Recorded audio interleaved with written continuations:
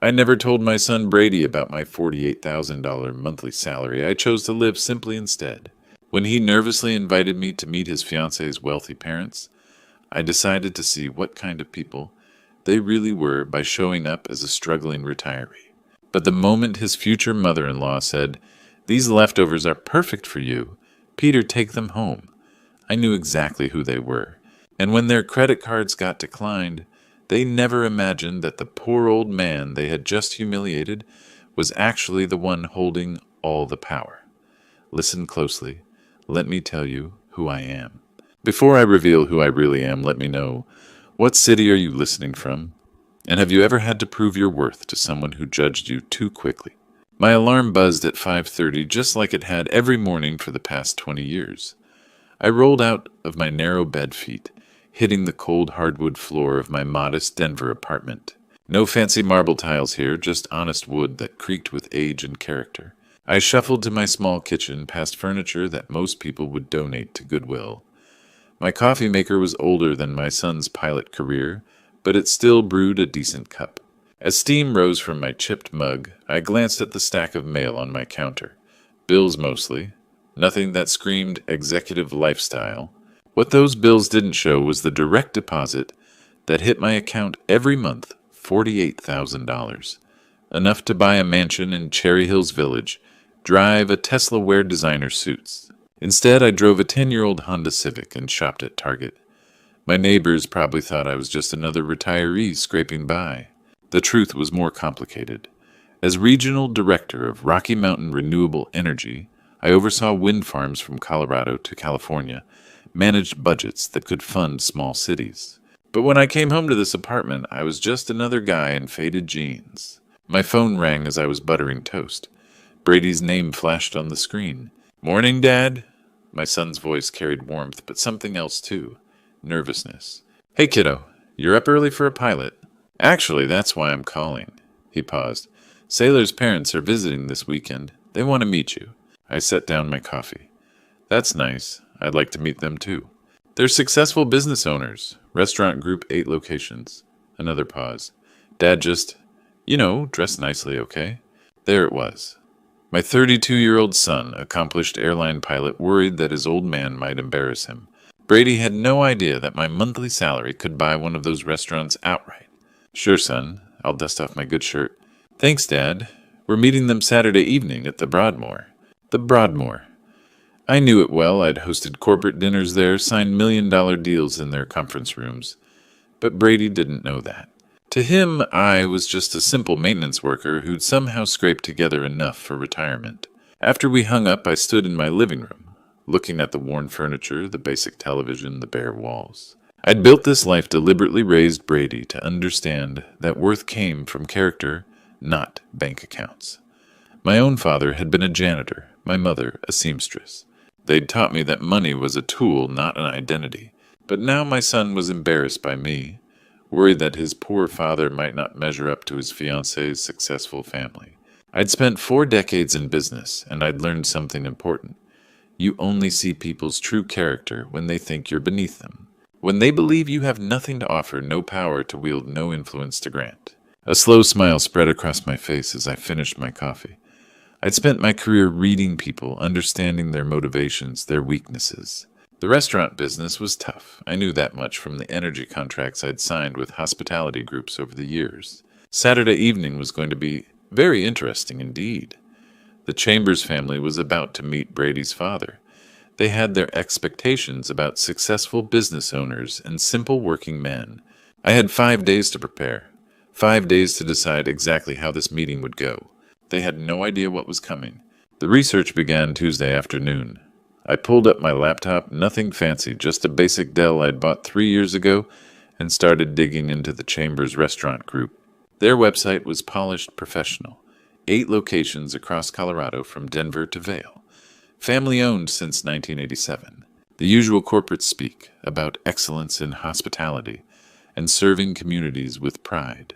Local business journals painted a clearer picture. Lorenzo Chambers had started with a single diner in Pueblo, worked his way up through smart acquisitions and strategic locations. The Denver Post had featured them last year, gross revenue approaching $800,000 annually. Respectable, but not exactly Fortune 500 territory. I bookmarked a few articles, memorized key details. 8 restaurants, 37 years in business, recent expansion into the ski resort market. These weren't billionaires, but they'd done well for themselves. Well enough to develop opinions about who belonged at their table. Wednesday morning, I dug through my storage closet hunting for clothes I hadn't worn in decades. There, behind Christmas decorations and old tax returns, I found what I was looking for. My original work shirts from the wind farms. Faded blue cotton permanent stains from hydraulic fluid.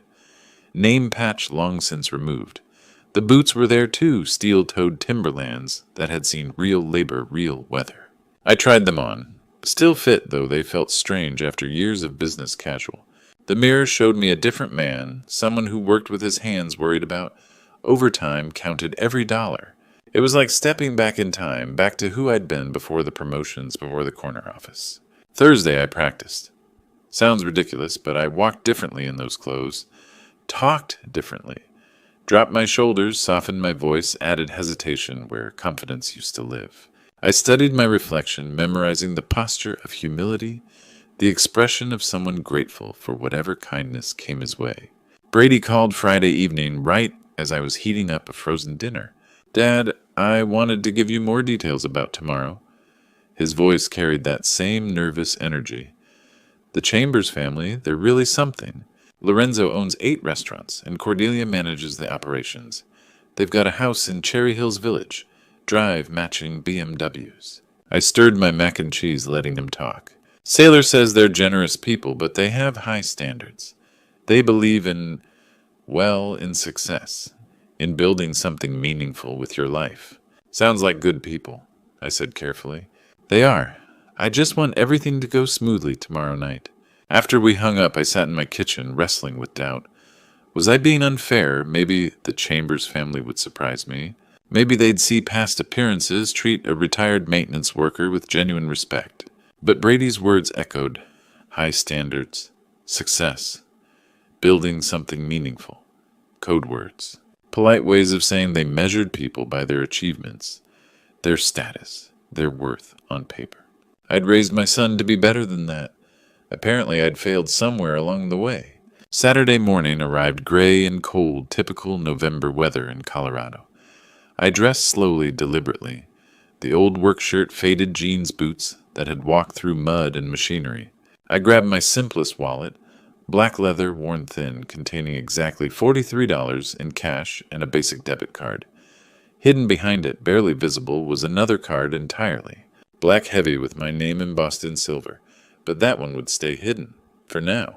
The drive to Colorado Springs would take 90 minutes. 90 minutes to transform completely from Peter Crawford, regional director, to Pete the retired guy who fixed wind turbines for 30 years. I started the Honda and pulled onto I-25 South.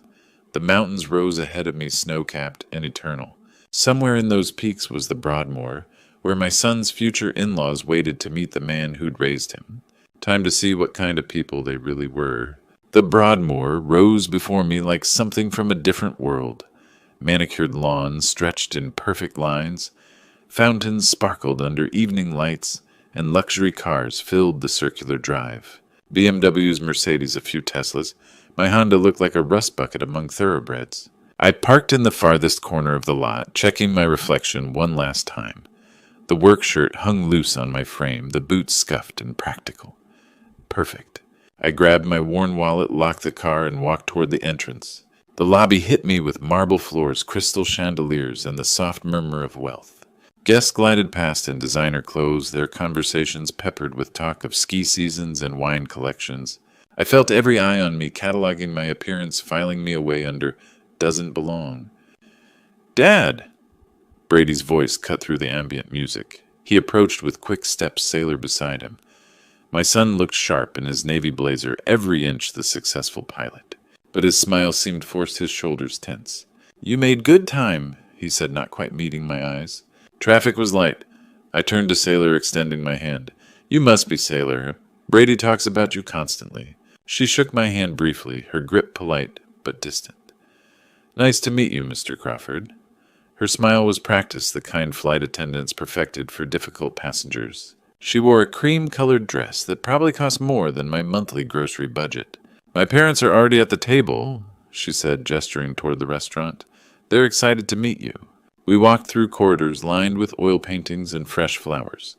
Other guests nodded at Brady, and Sailor ignored me completely. I might as well have been invisible.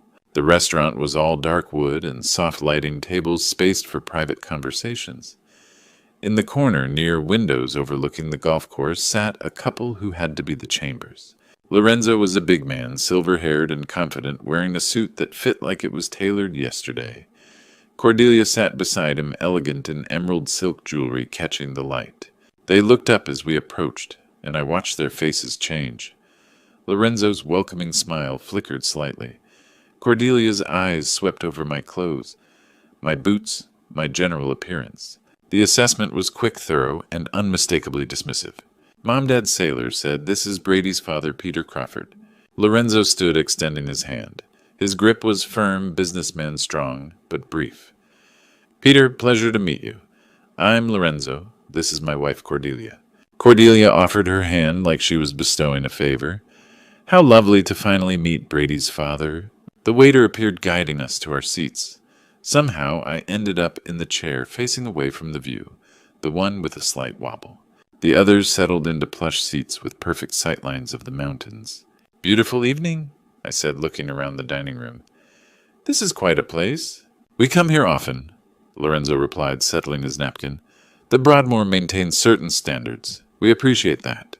The menus arrived leather-bound, heavy, written in elegant script.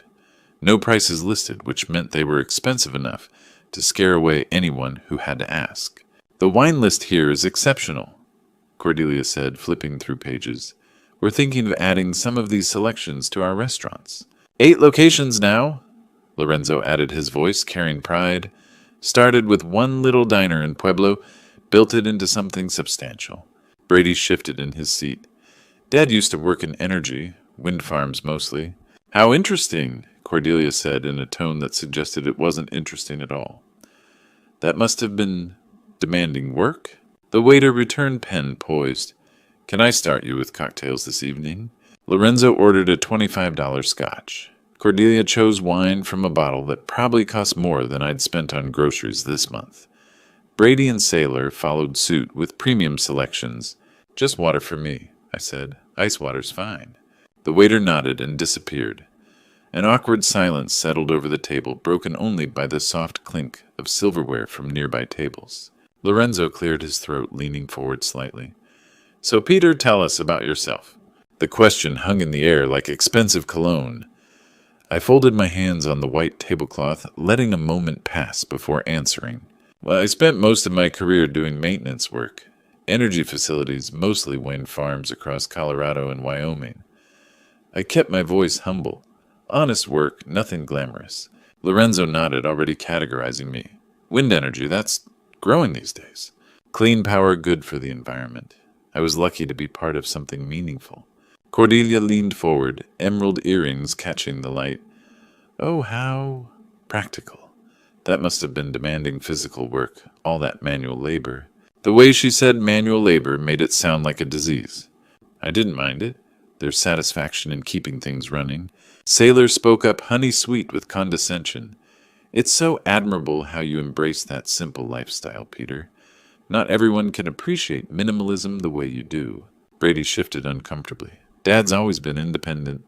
"Independence is wonderful," Lorenzo cut in smoothly. "But we all need family support. That's what makes us human." The appetizers arrived, delicate arrangements that looked like art. I'd chosen the simplest salad, still probably worth a full Denny's meal.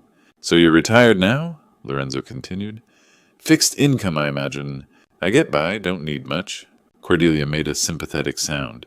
"Denver winters must be challenging for someone your age living alone. The heating bills?" "I manage fine. Keep the thermostat low."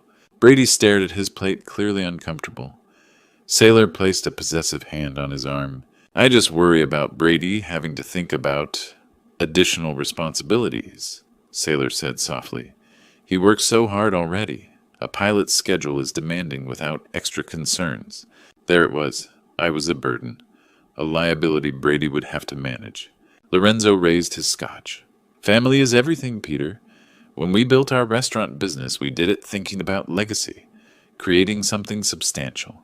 8 locations now, Cordelia added proudly. Started with nothing but determination. That's impressive, I said, meaning it. The restaurant business teaches you about people, about value quality. You learn to recognize what lasts and what doesn't. Another loaded comment. I was apparently in the doesn't last category. Brady found his voice. Dad taught me about hard work, too, about doing your job right. Of course, Cordelia said quickly. All honest work has dignity, but their tone suggested otherwise. Success means different things, Lorenzo continued. Some folks are content with simplicity. Others want to build something bigger. Sailor nodded. That's why Brady and I connect. We both have ambitions beyond just getting by. The implication was clear. I was the getting by type, the man who aimed low and achieved less. I took another bite of overpriced salad, letting their words settle. Around us, other diners enjoyed their expensive meals, their comfortable assumptions about who belonged. Family should take care of each other, Lorenzo said finally, his eyes meeting mine directly. Don't you think Peter... I nodded slowly as if considering the wisdom of his words. I suppose they should. The main courses arrived with theatrical precision servers in crisp white shirts, presenting plates like precious artifacts. Lorenzo's steak looked like it cost more than my monthly electric bill. Cordelia's salmon was artfully arranged with microgreens I couldn't pronounce. My chicken breast, the most modest option, still came with enough garnish to feed a small family. Exactly, Lorenzo said, cutting into his meat with surgical precision. That's why Cordelia and I wanted to have this conversation tonight. We've been blessed with success, and we believe in sharing that blessing. He paused to chew, letting the weight of his generosity settle over the table. Sailor leaned forward, her voice soft with manufactured concern. Brady works so incredibly hard, Peter. All those cross-country flights, the irregular schedule, the pressure of keeping passengers safe. I just want him to focus on his career without any distractions. The word distractions hung between us like a loaded gun. She meant me, of course. I was the distraction. The aging father who might need help, might call at inconvenient times, might require Brady to choose between his wife and his old man. What Sailor means, Lorenzo continued, is that young couples need space to build their foundation, to establish their own traditions, their own priorities. Brady set down his fork. This isn't necessary. Dad doesn't need... I placed my hand gently on his arm, feeling the tension in his muscles. It's okay, son. They mean well. Lorenzo smiled triumphantly. See, your father understands. He's a practical man. Cordelia dabbed her lips with her napkin. We've given this considerable thought, Peter. A monthly stipend, nothing extravagant, but enough to ensure you're comfortable. Maybe $500, $600? The amount was carefully calculated enough to sound generous to them, not enough to actually change my life. Enough to make me grateful, dependent, manageable. That's very kind, I said, quietly playing my role. But I couldn't accept charity. It's not charity, Lorenzo said quickly. It's family investment. We're investing in Brady's peace of mind and Sailor's happiness. When they don't have to worry about your situation, they can focus on building their future together. My situation, as if poverty was a medical condition I'd contracted through poor life choices. And in return, Cordelia added sweetly, we'd just ask that you give them space. Let them establish their marriage without feeling obligated to check on you constantly. Young love needs room to breathe. Brady's jaw tightened. Mom, Cordelia, that's not... Brady, honey, Sailor interrupted, her hand finding his again. They're trying to help. We all want what's best for everyone. The restaurant hummed around us with the comfortable sounds of wealth. Crystal clinking quiet laughter, the soft murmur of people who'd never worried about heating bills or grocery budgets. At a nearby table, a woman was showing off photos of her recent European vacation. Think about it practically, Lorenzo pressed. $600 a month, maybe $700 if needed. That's real money for someone on a fixed income. It could make the difference between struggling and living with dignity. Living with dignity, as if dignity could be purchased in monthly installments. We're not asking you to disappear, Cordelia clarified. just to understand that Brady has a new life now, new responsibilities, a wife who deserves his full attention. I looked around the table at Lorenzo's confident smile, at Cordelia's practiced compassion, at Sailor's calculated sweetness, at my son torn between loyalty and social pressure, trying to navigate waters he'd never learned to swim in. "That's very generous of you," I said finally. "I'll need to think about it." Lorenzo raised his wine glass. "Of course. Take all the time you need. But remember, Peter pride is expensive. Sometimes the wisest thing's to accept help when it's offered." He took a sip of wine that probably cost more than my weekly grocery budget. "Think about our offer, Peter. Family takes care of family." The plate sat before us, evidence of an expensive meal half consumed.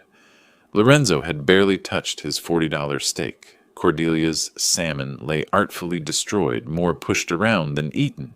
My chicken, the cheapest option, was nearly finished old habits from a childhood where you cleaned your plate or went hungry. Sailor dabbed her lips with the cloth napkin, leaving a faint trace of lipstick on the pristine white fabric. "That was delicious. I'm so full I can barely move." "The portions here are always generous." Lorenzo agreed, leaning back in his chair with the satisfied air of a man who'd never worried about the cost of a meal. Cordelia caught the waiter's attention with a subtle gesture, the kind wealthy people perfected for summoning service. "Excuse me, could you please box up these leftovers?"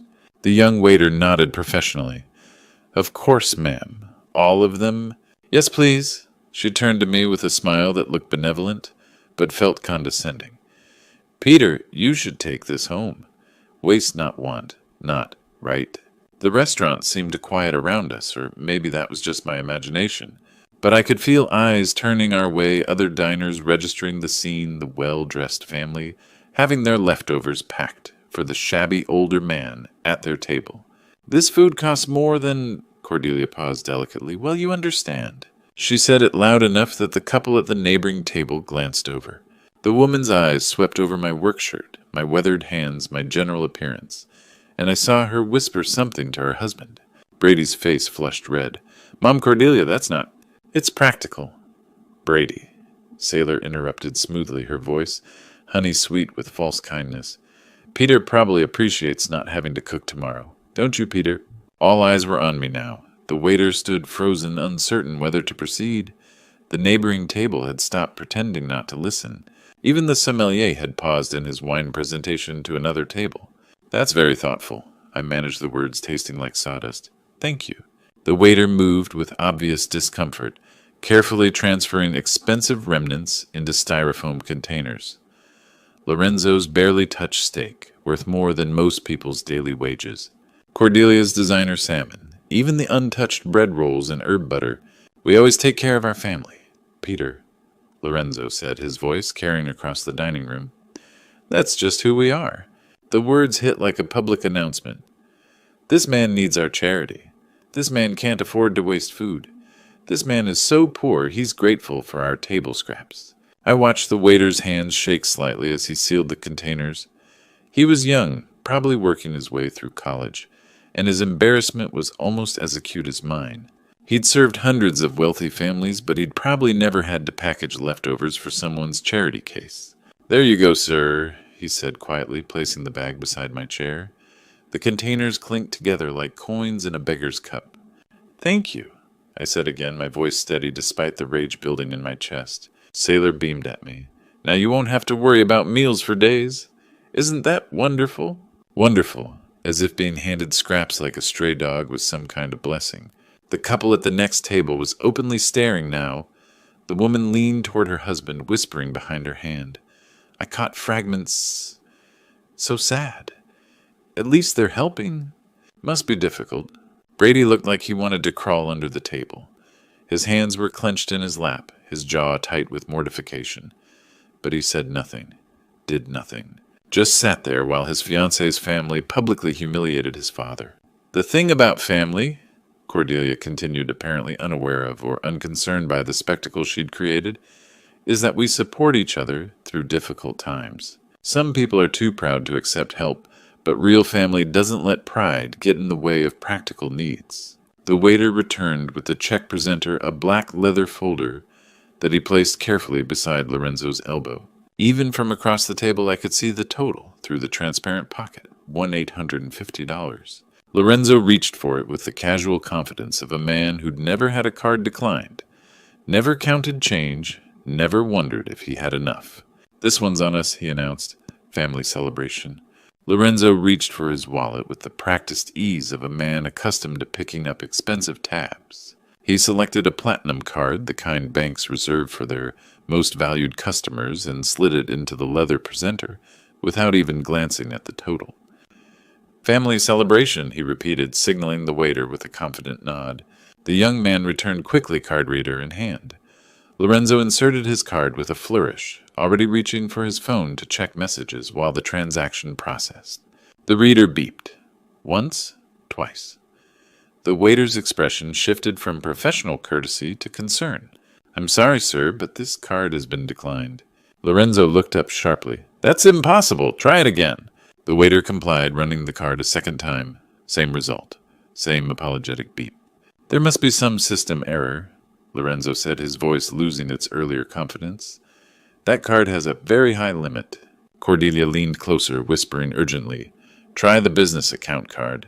Other diners were beginning to notice the commotion. The couple who'd witnessed my earlier humiliation now watched with undisguised curiosity. A waiter at a nearby table slowed his pace, clearly listening. Lorenzo fumbled through his wallet, producing another card. "This one's connected to our restaurant accounts. Much higher limit." The reader beeped its rejection again. "Sir," the waiter said quietly, "perhaps you could call your bank. Sometimes there are security holds when—" "I know how credit cards work." Lorenzo snapped, his face reddening. He was checking his phone frantically, now scrolling through banking apps, his earlier composure evaporating. The silence at our table was deafening. Brady stared at his hands. Sailor's perfect smile had frozen in place. Cordelia whispered suggestions that grew more desperate with each failed attempt. "Perhaps I could help," I said quietly. All eyes turned to me. Lorenzo paused his frantic phone checking. I reached into my worn wallet past the basic debit card and withdrew the other card, the one I'd kept hidden. Heavy black metal.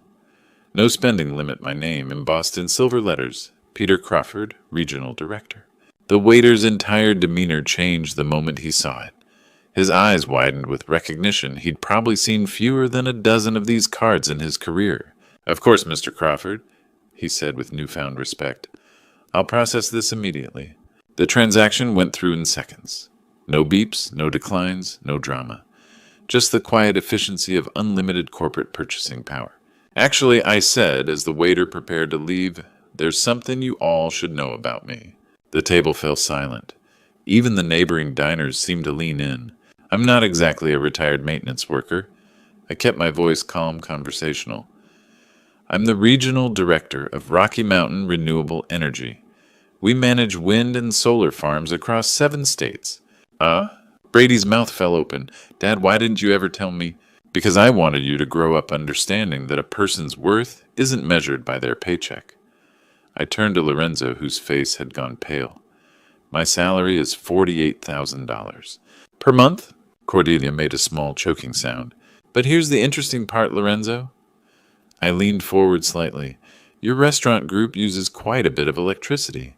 8 locations, industrial kitchens, walk-in freezers, heating and cooling systems running around the clock." Lorenzo's eyes widened as understanding began to dawn.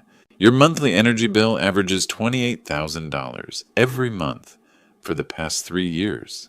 I smiled. "I personally review and approve all contracts over $25,000. The silence was absolute. Even the ambient restaurant noise seemed to fade. "You see, Lorenzo, you're not just meeting Brady's father tonight.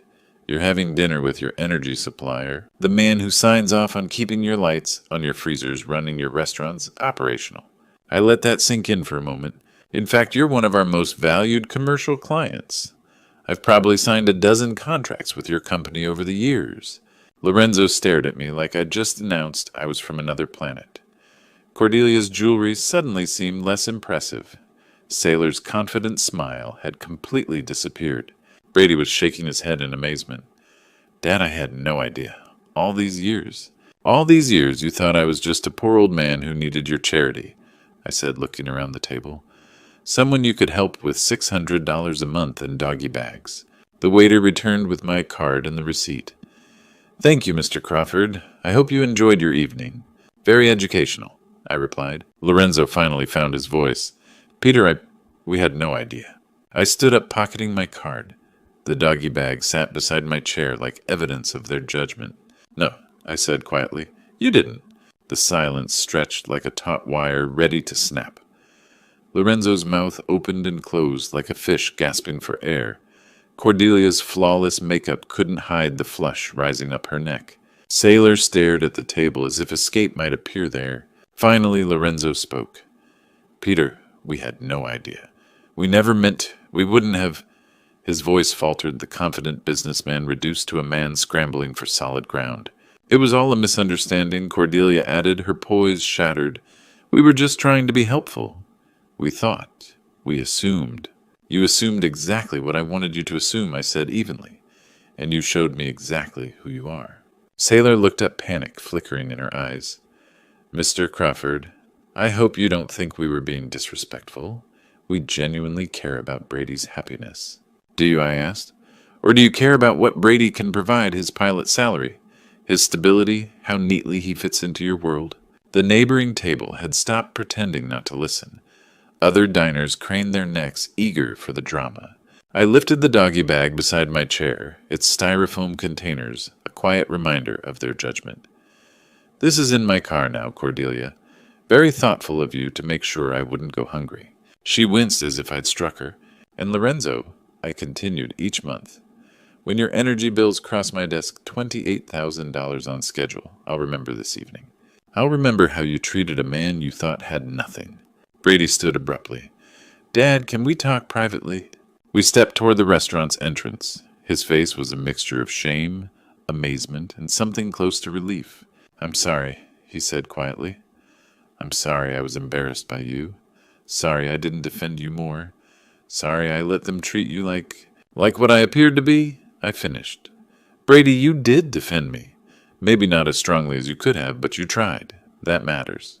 But why didn't you ever tell me about your job, your salary, any of it? I looked at my son, this good man I'd raised who had gotten lost in other people's expectations. Because I wanted you to respect people for who they are not, what they have. To understand that worth isn't measured by a bank account. I do understand that, he said. I learned it from you. Did you? Then why were you nervous about me meeting them? Why ask me to dress nicely? His shoulders sagged. Because I got caught up in their world.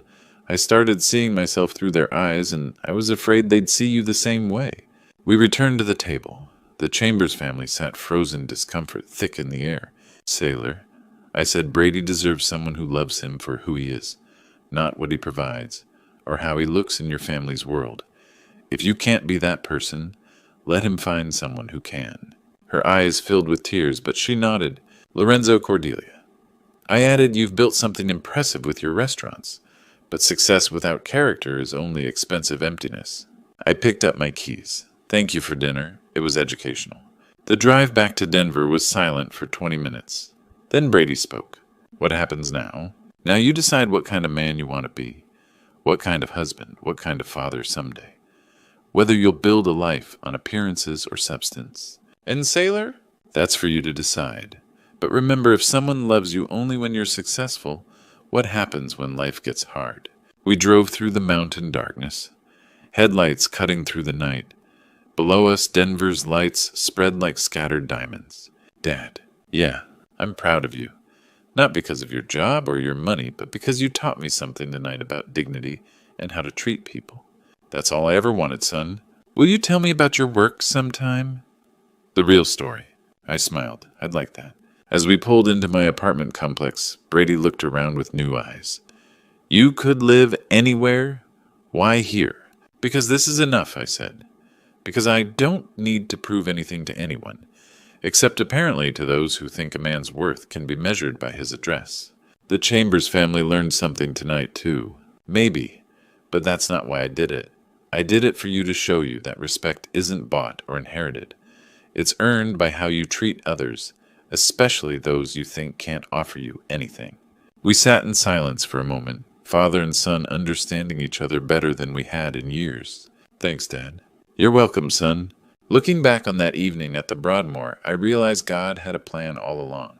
He placed me in a situation where I could teach not just the Chambers family, but my own son about the true meaning of worth. As I've learned throughout my life, the Almighty doesn't measure us by our bank accounts or job titles. He measures us by how we treat others, especially those we think are beneath us. This true story taught me that sometimes we need to walk in different shoes to understand people's hearts. The grandpa stories my own father used to tell me about respect and dignity suddenly made perfect sense that night. When God gives us success, it's not meant to elevate us above others, but to humble us and remind us of our responsibility to treat everyone with kindness. Brady learned something precious that evening, that his father's greatest wealth wasn't the $48,000 monthly salary, but the values I'd tried to instill in him. These grandpa stories become the legacy we pass down, the true story of who we really are when nobody's watching. The true story is simple: never judge someone by their appearance or circumstances. You never know if the person you're dismissing might be the very one who controls your destiny. More importantly, grandpa stories like this remind us that character is the only currency that truly matters in God's eyes. What do you think about this lesson?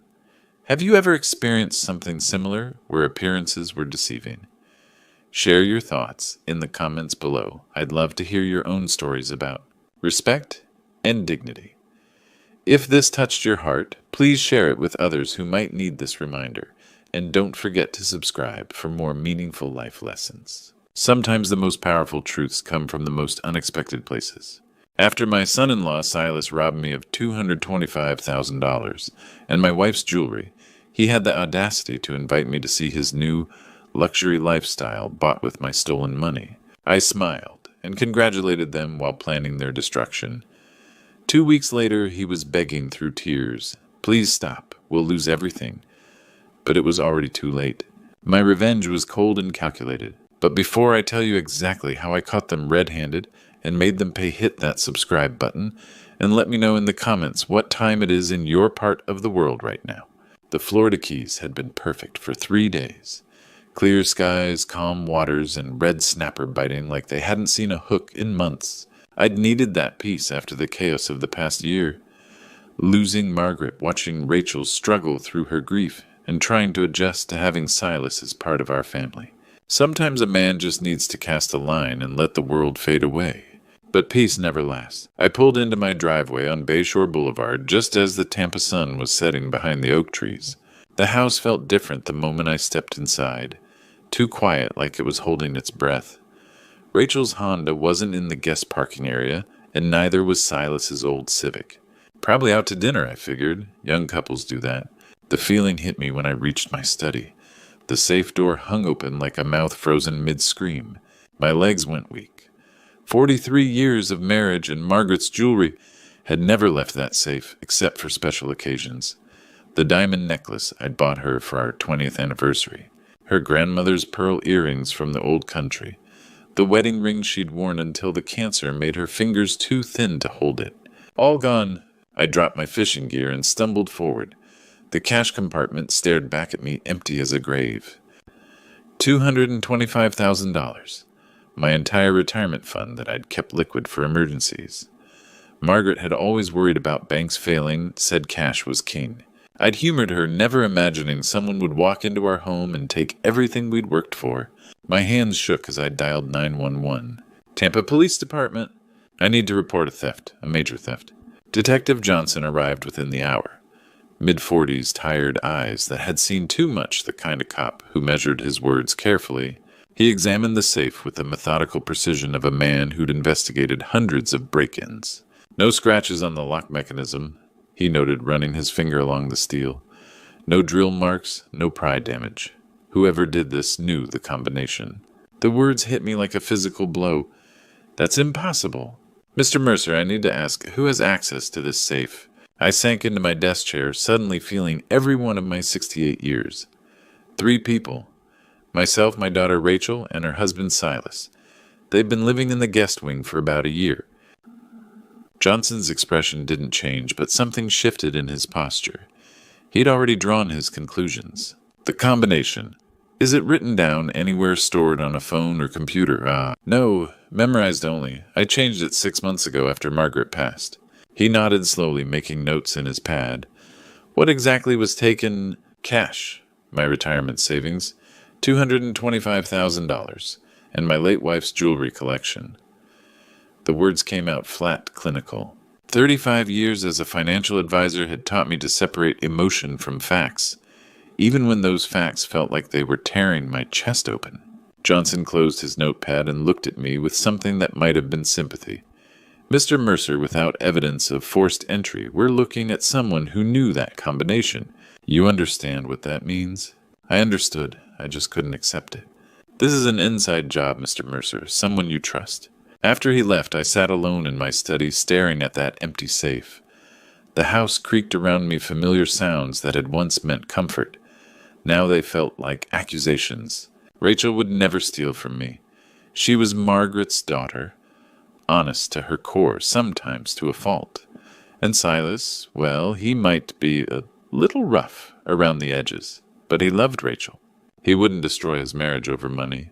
But if not them, then who? 4 sleepless nights later, the rumble of an expensive engine shattered my morning quiet. Through the kitchen blinds, I watched a silver BMW X5 glide into my driveway, temporary tags gleaming. Silas stepped out like he owned the world, running his hand along the pristine hood. My neighbor Patterson shuffled over in his bathrobe. Beautiful machine, son. Business treating you well. Silas puffed his chest. Sometimes you've got to invest in yourself. Rachel deserves the best. My stomach dropped. 4 days ago, he'd driven a rattling Honda Civic and borrowed $40 for gas. Now he was discussing investment strategies. Rachel burst through the front door, radiant with excitement I hadn't seen since before Margaret's death. Dad, perfect timing. She hugged me tight, expensive perfume replacing her usual drugstore scent. We have amazing news. We're buying a house. A house? In Hyde Park? You have to see it. It's everything Mom dreamed of for us. Before I could think, I was squeezed into the BMW's leather interior, watching Tampa's most exclusive neighborhood roll past. The house sat on a tree-lined street where mailboxes cost more than cars. $450,000, Rachel said dreamily as we toured the Spanish-tiled mansion. I know it sounds like a lot, but Silas says we can afford it. That's when I saw it. Margaret's diamond necklace hung around Rachel's neck, catching light from the bay windows. The 20th anniversary gift I'd bought my wife. The one locked in my safe 4 days ago.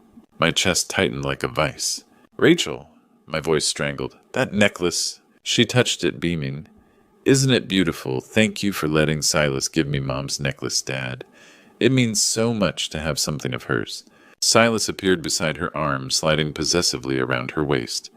Your dad wanted you to have it now instead of waiting, he said smoothly, eyes challenging mine. Family heirlooms should be worn, not locked away. Right, Travis? Every instinct screamed to rip it off her neck, demand explanations, called Detective Johnson. But Rachel looked at me with such gratitude that words died in my throat. Of course, I heard myself whisper. Your mother would want you to wear it. The drive home blurred past manicured lawns while Rachel chattered about furniture. I sat frozen, watching my daughter's reflection, knowing she had no idea she was wearing stolen goods. No idea her husband had made me an accomplice to my own robbery.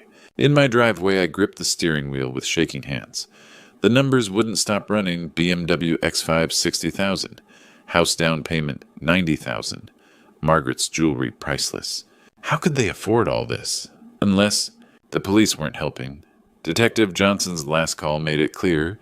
Without new evidence, my case was dead in the water. But 35 years managing money had taught me that sometimes you take matters into your own hands.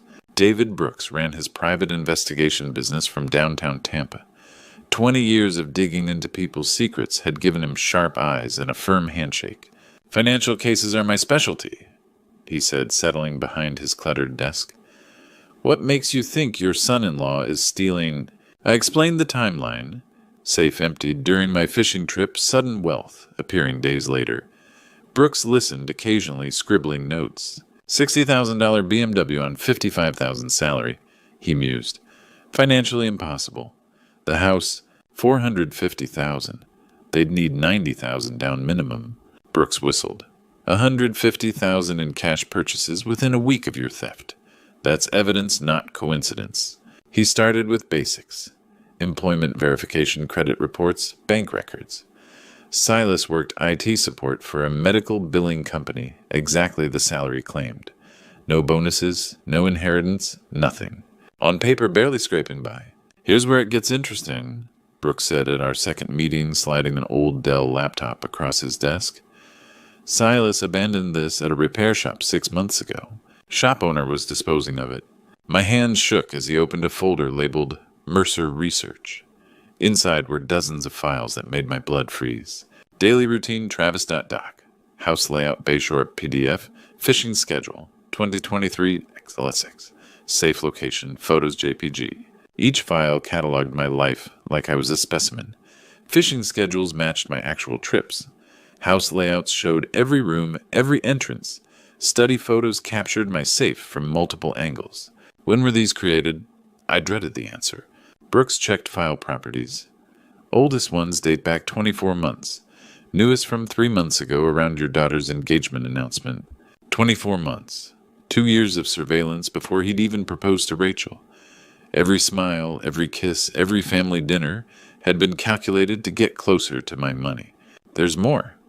Brooks opened Financial Assets Estimate.doc. He's tracked your net worth, spending habits, insurance policies. This man knows your finances better than you do. I stared at spreadsheets reducing my life to numbers. Margaret's jewelry listed with estimated values. Retirement accounts documented to the penny. Even my fishing gear cataloged for potential resale. The room spun as the truth hit me. Rachel's whirlwind romance hadn't been love. She'd been targeted. Silas hadn't fallen for my daughter. He'd hunted her to get to me. Mr. Mercer, Brooks said quietly, I've seen plenty of theft cases. This level of premeditation is rare. Most criminals are opportunistic. Wrong place, wrong time, quick cash grab. He gestured at the laptop screen filled with my surveilled life. This wasn't opportunistic theft. This was a long-term plan. The laptop revelation kept me awake for 3 straight nights. Every time I closed my eyes, I saw those surveillance photos of my study, my safe, my life reduced to a criminal's research project. But if Silas thought he could study me like some lab rat, he'd made one crucial mistake. He'd underestimated what a financial advisor learns about investigating patterns. I need you to dig deeper. I told Brooks when I called him the next morning. This level of planning doesn't happen in a vacuum. There have to be others. Brooks worked his contacts across the Southeast, cross-referencing databases for similar crimes. What he found made my stomach turn. Eleanor Walsh, Savannah, Georgia, 18 months ago. He reported spreading photos across his desk. 62-year-old widow lost her husband to a heart attack. Daughter brings home a charming boyfriend named Samuel Brooks. The photos showed a silver-haired woman with kind eyes standing next to a young woman who looked heartbreakingly similar to Rachel. Blonde, trusting, eager to please. Samuel courted the daughter for 8 months. Moved into Eleanor's guest house, gained her complete trust. One weekend, while Eleanor visited her sister in Atlanta, her safe was cleaned out. $150,000 in cash plus family jewelry dating back 4 generations. And Samuel vanished. Daughter found a note saying he'd gotten a job offer in California and couldn't handle long-distance relationships. Eleanor died 6 months later. Friends said she never recovered from the betrayal. The second case hit even closer to home. Patricia Williams, a Korean War veteran's widow in Charlotte, North Carolina. Her daughter Jennifer had met Samuel at a coffee shop near her nursing job. Same pattern. Whirlwind romance, moving into the family home, earning the mother's trust. Patricia lost $200,000, Brooks continued. Her entire life savings plus her husband's Purple Heart and Bronze Star medals. Samuel disappeared the day before Jennifer's birthday, leaving behind fake business cards and a bogus forwarding address. I stared at the case files, seeing Rachel's future written in these women's pain. How long between victims? 18 months from Eleanor to Patricia. 14 months from Patricia to your daughter. He's getting more confident, moving faster. The name change made perfect sense now. Samuel Brooks had burned too many bridges, left too many broken families in his wake. Silas Brooks was his fresh start, his new hunting license. "Your daughter isn't his wife, Mr. Mercer," Brooks said quietly. "She's his cover story. His way into your house, your trust, your safe combination. The moment he empties your accounts, she becomes a liability he'll discard like the others." Rage burned through me like acid, not just for what he'd done to me, but for what he was doing to Rachel. My daughter thought she'd found love, built a future. Instead, she'd been groomed by a predator who saw her as nothing more than a key to my money. "What's your next move?" Brooks asked. I thought about Eleanor Walsh dying of a broken heart, about Patricia Williams losing her husband's war medals, about Rachel's trusting smile when she'd shown me that stolen necklace. Violence would be easy. One phone call to certain people I'd met in my decades of financial consulting, and Silas would simply disappear. But that would make me no better than him, and it wouldn't give these other families justice. "I'm going to destroy him," I said, surprising myself with the coldness in my voice. "But I'm going to do it legally, methodically, the same way he planned to destroy me." Brooks raised an eyebrow. "You have something in mind." I stood up, feeling more focused than I had in weeks. 35 years of managing money, understanding financial systems, knowing how the law worked. Silas had researched my vulnerabilities, but he'd missed my strengths. If he wants to play games, I'll show him how a financial advisor fights back. Marcus Webb's downtown Tampa office overlooked the Hillsborough River. 30 years of corporate litigation had taught him that the best revenge was methodical, legal, and devastating. "You want to destroy someone who's stolen from you," he said, reviewing Brooks's files, "but by the book." He studied me for 2 years. Now it's my turn to study him. Webb pulled up Silas's financial profile. Outstanding tax debt from 2022 and 2023, $8,500 unpaid for 18 months. "Can I buy that debt?" "Absolutely. We create an LLC, purchase the tax lien. Once you own it, you're his creditor." Within a week, Desert Peak Holdings, LLC existed with Webb as registered agent and me as anonymous owner. The tax lien cost $9,000, a bargain for the leverage it provided. But that was just the opening move. "The IRS loves anonymous tips about unreported income," Webb explained, "especially large cash purchases inconsistent with declared earnings." Form 3949A was simple. Taxpayer Silas Brooks.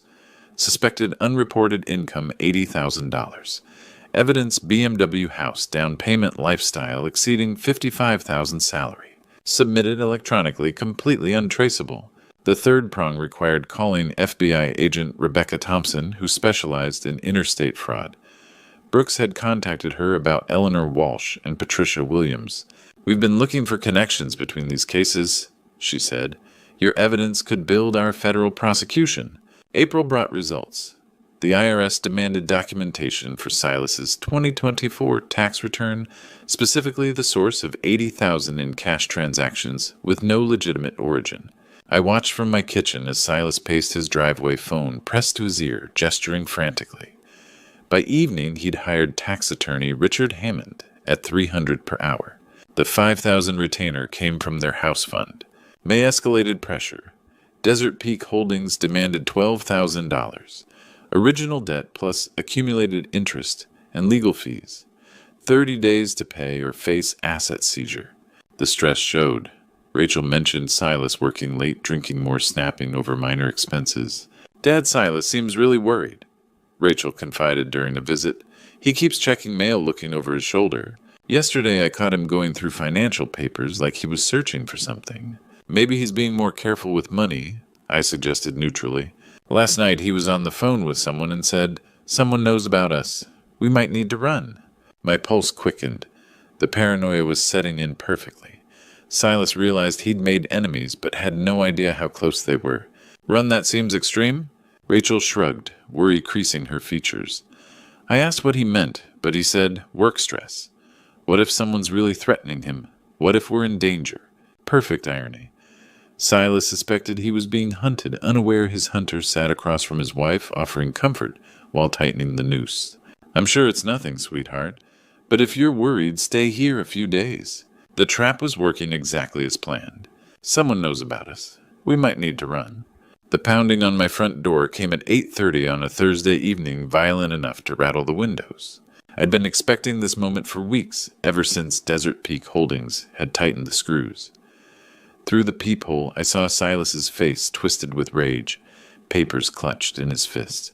I opened the door calmly as if welcoming a neighbor borrowing sugar. "Good evening, Silas. Something I can help you with." He shoved past me into the foyer, waving legal documents like weapons. "Cut the act, old man. I know you're behind this harassment. I'm afraid I don't understand what you're talking about." I closed the door quietly, noting how his hands shook with fury. "Would you like some coffee? You seem agitated." Desert Peak Holdings. He thrust the demand letter in my face. $12,000 for some bullshit tax debt I paid years ago. Then the IRS crawling up my ass about income I never made. "You think I'm stupid?" I settled into my favorite armchair, gesturing for him to sit. He remained standing, pacing like a caged animal. "Silas, I run a small financial consulting business. I have no idea what Desert Peak Holdings is." "Liar." Spit flew from his lips. "You've been sabotaging me from the start. The timing's too convenient. First the IRS, then this debt collection company. You're trying to destroy my marriage. Your marriage seems to be doing fine. Rachel was just here yesterday, showing me pictures of furniture for your new house." That stopped him cold. His face went pale, then flushed red, with something darker than anger. "You should have died with your wife?" He snarled, all pretense of civility abandoned. "At least then Rachel would have inherited everything legally instead of me having to work for it." The mask had finally slipped. I leaned back in my chair, studying him with the detached interest of a scientist observing a specimen. "Interesting choice of words. Work for it? Is that what you call stealing $225,000 from my safe?" His mouth opened and closed like a fish gasping for air. "I know about Eleanor Walsh." I continued conversationally. "Savannah, Georgia. $150,000 and 4 generations of family jewelry. I know about Patricia Williams in Charlotte. 200,000 plus her husband's war medals." Silas stumbled backward, hitting the wall. How do you... "I know about your laptop, Samuel. Or do you prefer Silas these days? The Mercer research folder was particularly thorough. 2 years of surveillance photos, my fishing schedule detailed floor plans of this house." "You're in Zion," he whispered, but the fight had gone out of him. "You can't prove anything. The FBI disagrees. Agent Rebecca Thompson sends her regards, by the way. She's been looking for the connection between Eleanor and Patricia's cases." Imagine her delight when I provided the missing link. The front door opened, and Rachel's voice called out cheerfully, "Dad, I saw Silas's car in the driveway. Are you two having a nice chat?" She appeared in the doorway, still wearing her work scrubs, smile fading as she took in the scene. Silas pressed against the wall like a cornered rat, legal papers scattered across the floor, tension thick enough to cut. "What's going on?" Her eyes darted between us. "Silas, you look terrible." "Dad, why do you both look so serious?" Silas opened his mouth, but no words came out. The weight of his exposure had crushed whatever lies he might have prepared. "Silas, what is he talking about?" Rachel's voice rose with the first edge of panic. "Who are Eleanor Walsh and Patricia Williams? What other women?" For the first time since I'd known him, Silas Brooks, or Samuel or whatever his real name was, had absolutely nothing to say. The silence stretched like a wire ready to snap. Rachel stood in the doorway, staring at her husband with growing alarm. "I'm waiting for an answer, Silas. Who are Eleanor Walsh and Patricia Williams?" "Don't lie to me again." Silas straightened, scrambling for composure. "Baby, your father's trying to break us up with fake debts and..." "Show her," I said quietly, pulling out my phone with Brooks's photos. "Show her the laptop files." "Dad, what laptop files?" I scrolled to Silas's research folder. "From your husband's computer.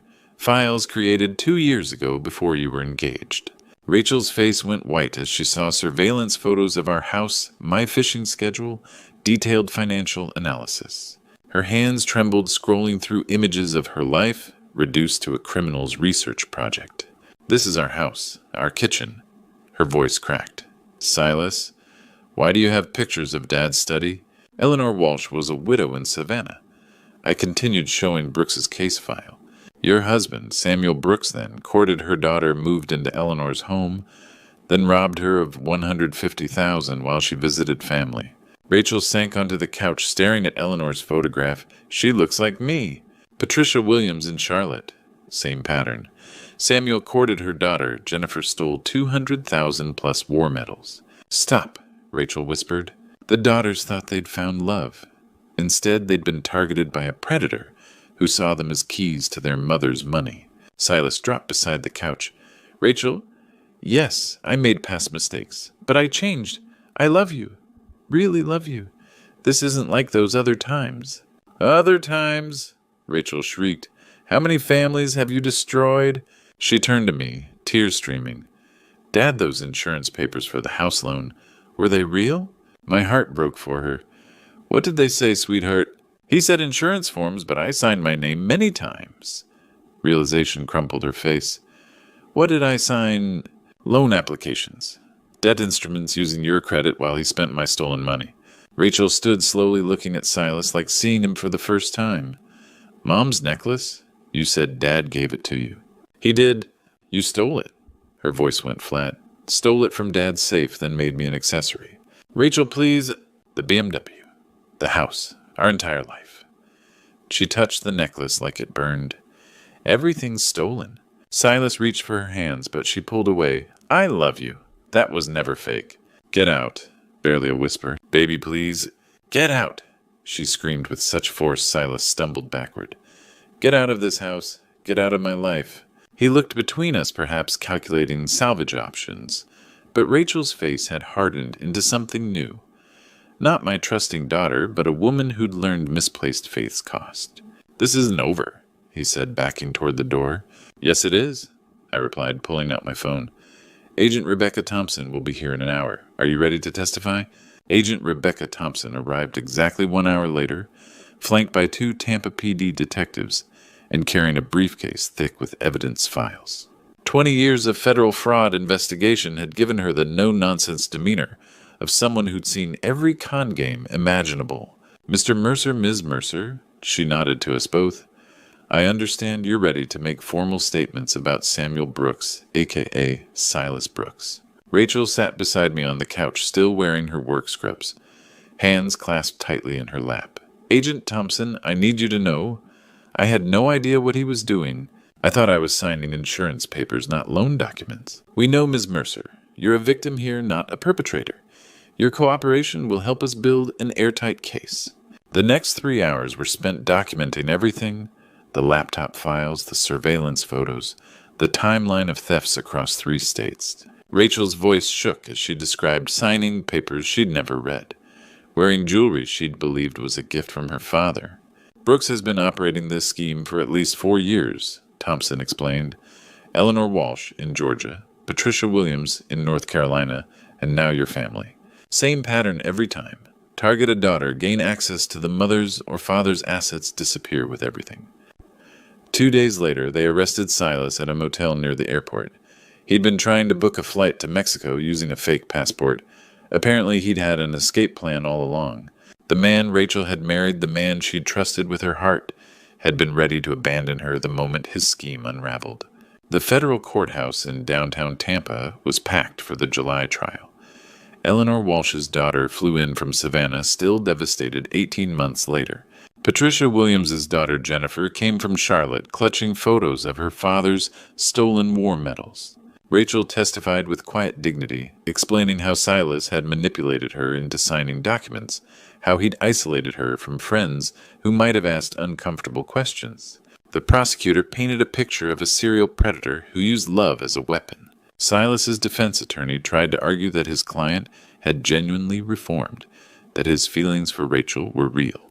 But the laptop files destroyed that narrative. 2 years of premeditation, detailed financial planning, escape routes, mapped out from the beginning. Judge Harrison showed no mercy. Mr. Brooks, you have systematically destroyed families across multiple states. You've stolen not just money, but trust, security, and peace of mind. The court sentences you to 8 years in federal prison. The asset forfeiture hearing was swift. The BMW was seized and sold at auction for $42,000. The Hyde Park house with its Spanish tiles and bay windows that had once represented Rachel's dreams went for $380,000 after paying off the mortgage. I recovered $165,000 of my stolen money.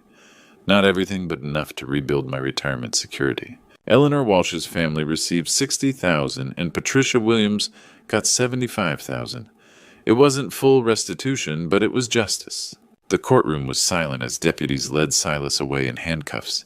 He looked back once, his eyes finding Rachel in the gallery. She stared straight ahead, her face a mask of resolve I'd never seen before. Outside the courthouse, Rachel took my arm as we walked to my truck. "Dad, I know this might sound strange, but could I move back home for a while? I need time to figure out who I am when I'm not being manipulated." I squeezed her hand. "Sweetheart, that house has always been your home." February in Tampa brought the kind of gentle warmth that made you forget winter existed anywhere else. I sat on my back patio watching Rachel tend to the herb garden she'd planted in the corner of the yard. Basil, rosemary, thyme. Simple things that grew with patience and care. 6 months had passed since the trial, and my daughter was finally becoming herself again. "Dad, the mint's taking over everything," she called out, laughing as she wrestled with an overgrown plant. "I think I need to transplant it before it conquers the whole garden. Some things need boundaries to thrive," I replied, and she shot me a knowing look. We'd had many conversations like this, gardening metaphors that carried deeper meanings about life, trust, and starting over. Rachel had thrown herself into rebuilding with the same intensity she'd once brought to planning her wedding. She'd found work at a nonprofit that helped fraud victims navigate financial recovery. The irony wasn't lost on either of us, but she said it felt like turning her pain into purpose. "I want to help people avoid what I went through," she had explained during her job interview. "I know what it feels like to have your entire reality built on lies." Tuesday evenings, we attended financial literacy workshops at the Tampa Community Center. Rachel took notes like a college student asking questions about credit monitoring, investment basics, recognizing romance scams. The other participants, mostly older adults who'd been targeted by various schemes, had embraced her like a daughter. Trust but verify had become her motto, borrowed from Ronald Reagan, but applied to everything from online dating profiles to apartment leases. She'd started a small savings account, insisting on complete financial independence, before she'd even consider another relationship. "I need to know I can take care of myself," she'd said. "I never want to be vulnerable like that again." Thursday nights were for cooking together, something we'd never done when she was married. Silas had always insisted on takeout, or restaurants, claiming Rachel was too busy to cook. Now I realized he'd been isolating her from simple domestic pleasures that might have grounded her. "You know what's funny?" Rachel said one evening as we made Margaret's famous lasagna recipe. "I used to think love meant never questioning anything your partner did. Mom never questioned you, and you two were so happy. Your mother questioned me plenty." I laughed. "She just did it privately, and she trusted me because I'd earned it over 43 years. Trust is built through consistent actions, not blind faith. Trust is earned, not given." She repeated one of the lessons I'd been teaching her. Love doesn't mean being blind. The fraud prevention seminars we spoke at together had become surprisingly therapeutic. Rachel would tell her story. The gradual isolation, the papers she'd signed, without reading the red flags she'd ignored because she wanted to believe in fairy tale romance. I'd explained the financial investigation techniques that had exposed Silas's pattern. "If something seems too good to be true, it probably is," Rachel would tell audiences of potential victims. "And if someone pressures you to make quick financial decisions or keeps you away from family and friends, run." We'd gotten letters from people who'd recognized similar patterns in their own relationships and gotten out before it was too late. Eleanor Walsh's daughter had called to thank us for speaking at a Savannah senior center. Even Patricia Williams had written saying our story had helped her daughter Jennifer start dating again. As the sun set over Tampa Bay, painting the sky in shades of orange and pink that would make any postcard jealous, Rachel joined me on the patio with 2 glasses of sweet tea. "Dad, I need to tell you something," she said, settling into the chair beside mine. "I'm ready to get my own place again. Not because I don't love living here, but because I'm finally strong enough to be on my own." I smiled, watching a pelican dive for fish in the distance. "I think that's wonderful, sweetheart. Your mother would be proud of the woman you've become." Do you think you'll ever forgive me for not seeing what Silas really was? I reached over and squeezed her hand. There's nothing to forgive. You loved someone who didn't deserve it. That's not a character flaw. That's having a good heart in a world where some people exploit goodness. We sat in comfortable silence as the stars began to appear. Two people who'd learned that families can survive almost anything if they face it together with honesty and love. Justice had taken time, but healing, that was happening every single day. Looking back on this true story, I realized that sometimes life teaches us the hardest lessons through the people we trust most. 6 months ago, I thought I'd lost everything. My money, my faith in family, and nearly my relationship with Rachel. But God works in mysterious ways, and what felt like destruction became the foundation for something stronger. The most painful true story is often the one that teaches us the most. I learned that love without wisdom is dangerous, and trust without verification is foolish. Rachel learned that independence isn't selfish. It's necessary. We both discovered that family bonds, when tested by fire and strengthened by honesty, become unbreakable. God gave me the patience to seek justice through legal means rather than revenge. He gave Rachel the courage to choose truth over comfortable lies. And he gave us both the grace to forgive, not just Silas, but ourselves for the mistakes that made us vulnerable. This Grandpa Stories experience taught me that protecting your family sometimes means being willing to fight for them, even when they don't understand why. It's not enough to love your children. You must also equip them with wisdom to recognize those who would exploit that love. Grandpa Stories like mine happen more often than we'd like to admit. Romance scams, financial fraud, family betrayal. These aren't just headlines, they're real families being destroyed by predators who see kindness as weakness. But here's what I want you to remember from my Grandpa Stories. Evil may win battles, but God ensures it doesn't win the war. Justice may be slow, but it's certain. Families may bend under pressure, but they don't have to break. Rachel is thriving now, helping other fraud victims rebuild their lives. I've recovered most of my retirement savings. More importantly, we've recovered each other. True story endings don't always tie up perfectly, but they can still be beautiful. If this story touched your heart, please share it with someone who needs to hear it. Leave a comment telling us what time it is where you are right now, and don't forget to subscribe to our channel for more inspiring stories that prove love and justice can triumph over deception. Your support helps us reach families who need these lessons most.